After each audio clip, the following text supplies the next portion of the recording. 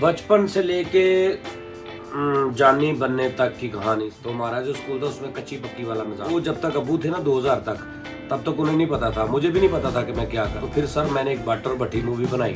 Struggle में बड़ी बड़ी प्रॉब्लम आती रही है, बड़ी बड़ी मतलब बड़ा बड़ा पैदल सफ़र किया है, बड़े बड़े वाक़यात हैं, या कोई ऐसा हेल्प करने वाला या मेरा कोई ताल्लुक फील्ड में ऐसा बिल्कुल नहीं था।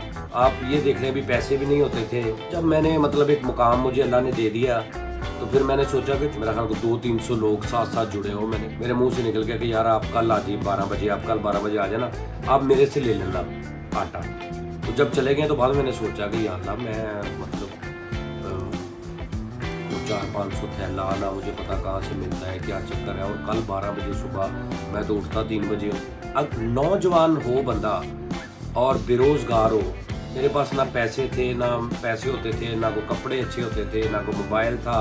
साइकिल मैंने बड़ा चलाया, वो छोटा वो साइकिल होती है सीधे हैंडल वाली, वो मैंने बड़ी चलाई है। ब्रेकें भी नहीं होती थी उसके, वो जिसको आगे उसमें ना टायर में पैर दे के ना तो उसको रोकते, तो वो भी बड़ा चलाया मैंने।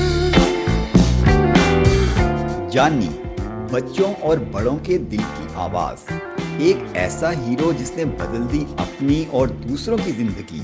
कभी हुआ फ्रॉड का शिकार तो कभी हुआ नौकरी से जवाब, कभी इसके दर कभी उसके दर, और कभी दर बदर दर दर की ठोकरें खाकर एक मुकाम हासिल करने वाला जानी आखिर है कौन? सज्जाद जानी बनने के बाद लोगों के लिए कैसे बन गया मसीहा? जानी की कहानी, जानी की जुबानी। पहली बार जानी का मुकम्मल इंटरव्यू बहुत जल्द, सिर्फ सक्सेस स्टोरीज पर। मुकम्मल इंटरव्यू देखने के लिए सब्सक्राइब करें और घंटी का बटन भी दबा लें ताकि आपको इस इंटरव्यू के अपलोड होने का नोटिफिकेशन मिल सके।